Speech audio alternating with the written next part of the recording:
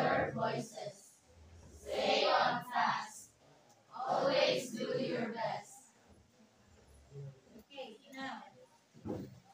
So anyone who can recall of our our previous lesson. So wait lang. So I will just we're going to have a game which is pick up a number. So I want at least 5 volunteers in my class. So to answer game of questions, you have 10 points. So okay na? So I have here a random number.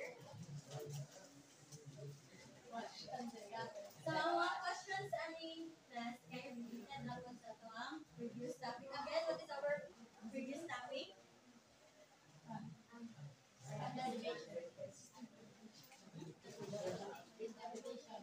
About the calculating of measures of variability. So, kinsa man ang gusto mo, 5 volunteers to answer my questions here. Now, 5 points.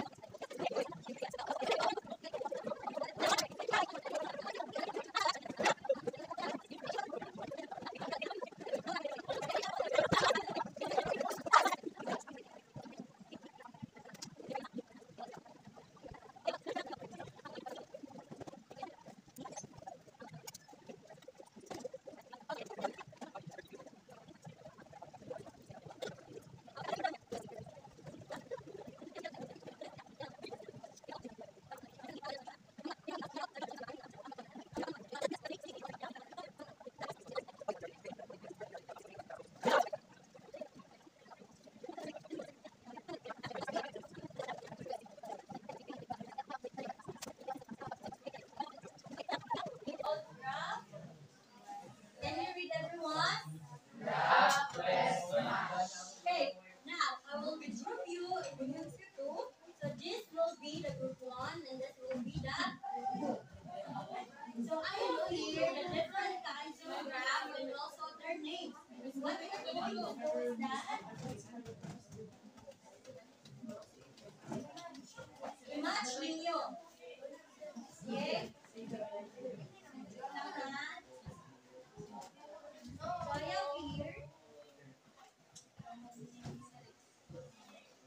Okay. So this will be the group 1. Mo ninyo, tinabangay mo. Ulit ang graph na ninyo. Mo ninyo, what we're going to do, collaborate mong duha, dapat ma-match ang sakto nga names sa graph niya. Kasi nagtanay. Saktan? I-match ninyo ang inyong names sa graph sa ilaha. Then sila po, nagamot po sila nga, ma-match po na ilahang mga graph sa mga names. If ever na isayo, kanangita na isayo, yaha, na sayo, both ninyo ang sayo, wala may points. Pero kung both mo sayo, check mo diba ka? So, dapat na collaboration sa teamwork. Okay. Ina. Time starts now.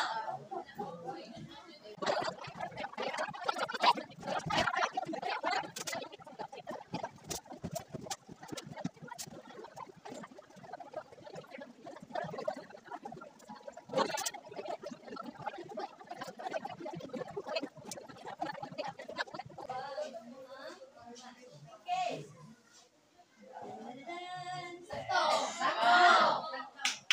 How can you say that this is correct? Okay. Very good. How about this one? Okay. How about this one?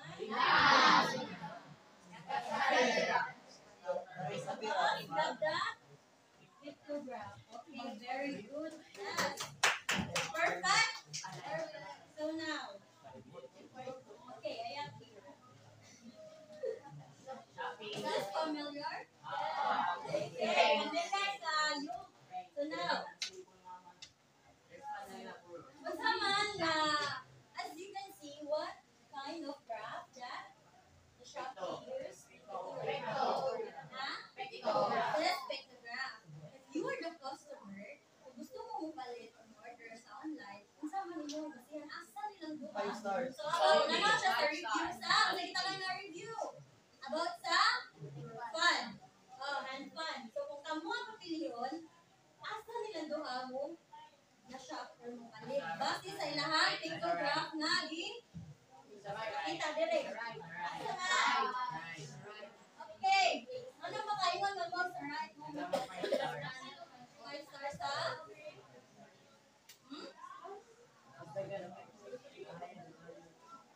Ato mas tungod kay tungod sa 5 star.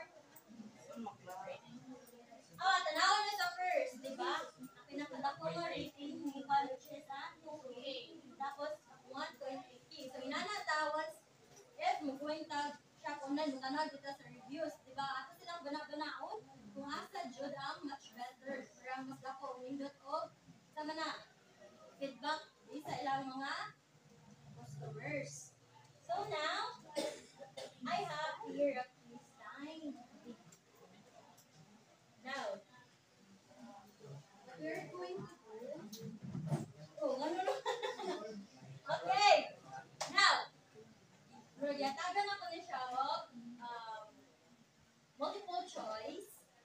And please lang ko focus sa mga correct answer. All lang niya sa for the points. So, this is 10 points each. So, I have here 5 questions. Okay.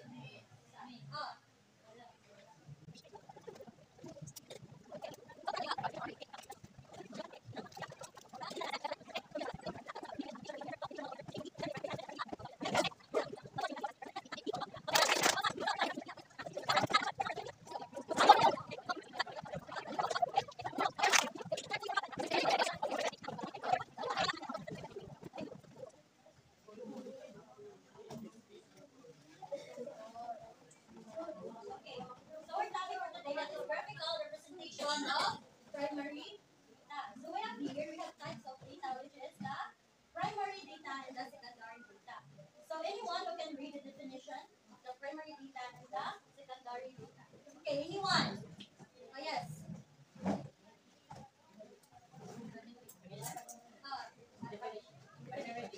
First, add data that the researcher has gathered. And how about the secondary?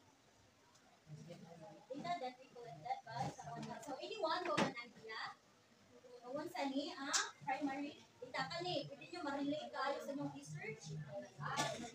Ma-relate din ninyo. First-hand data that the researcher has gathered. Anyone? This is for 10 points. Another 10 points.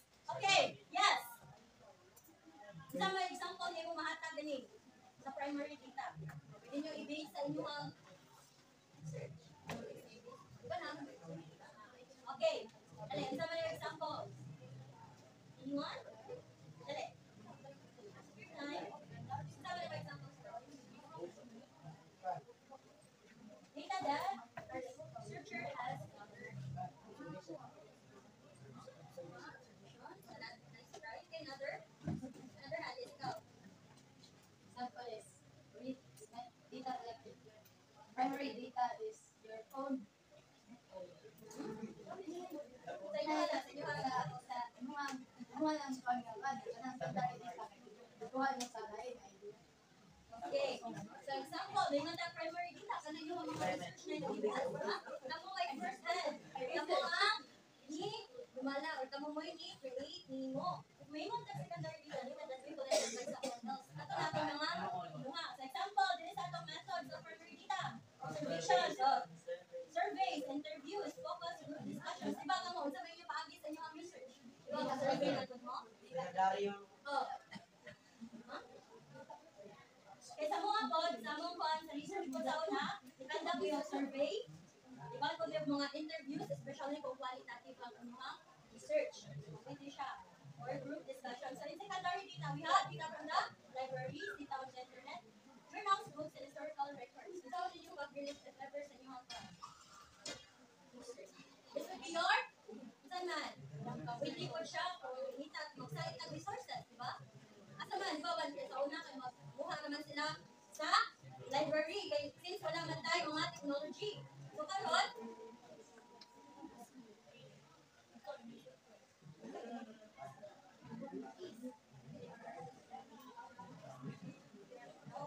okay, so mga po din sa ito secondary, which is data from libraries, data on the internet, journals, books, and historical records. So nasabta na.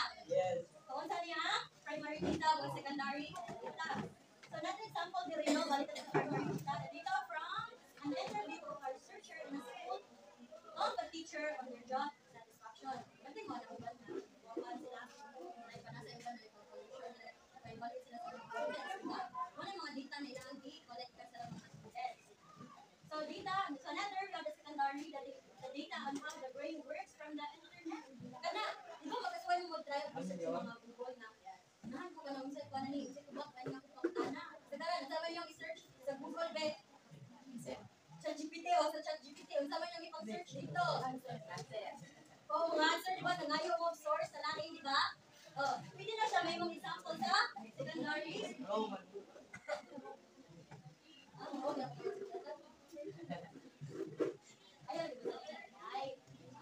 Okay. So, a graphical display of data using bars of different heights, good way to show the relative sizes. So, we have here, that would be the, sama-sama to dire. Okay, bar graph. Dali lang ito kayo ma. Dali lang ka na ito ma-identify kung asang mas taas nila, asang pinakamubo. Okay. How about this one? A way of showing data using images. Each image stands for a certain number of things. Okay, correct. That is pictograph. So here's the example. We have here. So na, dili ha?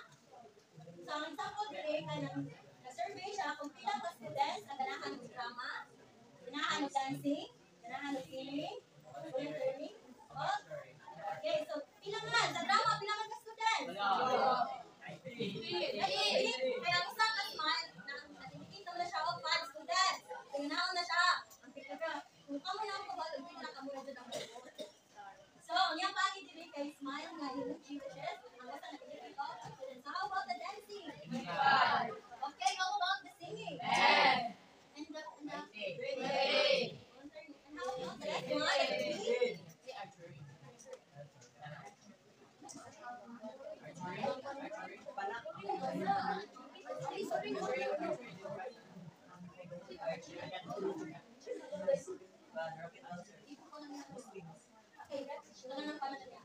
Okay, next we have the graph that shows information that is connected in some way. Always due to different huh?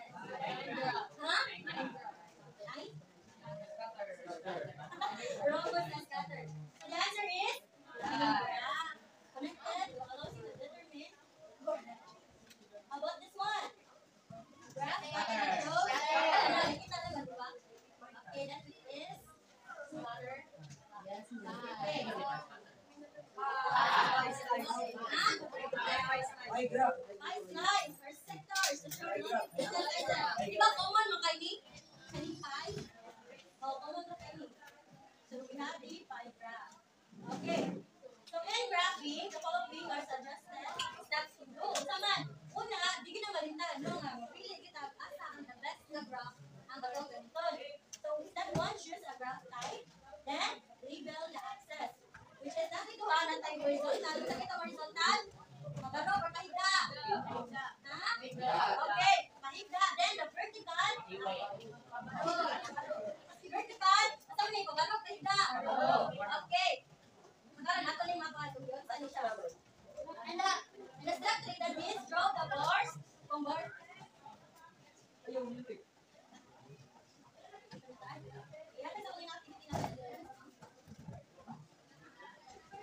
So, mga example natin sa mga take of picture.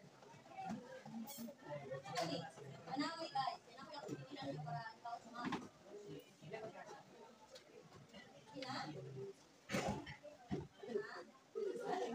Okay, so we have here the examples. So, this is the result of her bar graph. So, mali siya ha. Which is the different. Ano, okay na? Natikot na? And this is the point graph. Tanawan ninyo. I-analyze ninyo. Okay. This is the sabi na ulit kami. The graph. This is the graph. Okay. Tanawan ninyo.